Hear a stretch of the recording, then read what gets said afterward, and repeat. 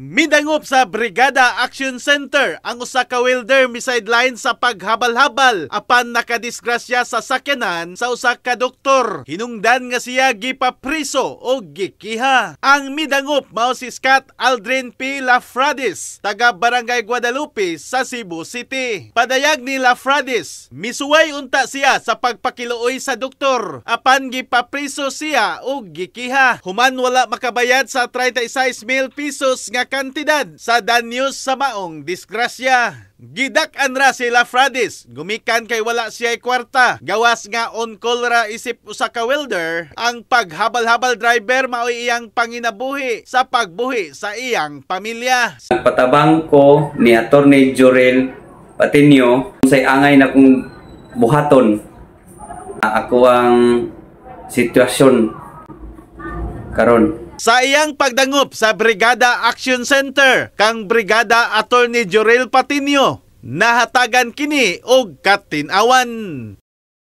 Daghang salamat sa Brigada News FM o sa mga staff, hilabi na ni Attorney Jorel Patinio. Gitagaan ko niya og pagtagad. Salamat kayo sa tanan. In the heart of changing lives, ako si Brigada Alan Tangkawan sa 90.7 Brigada News FM Cebu, the Music and News Authority.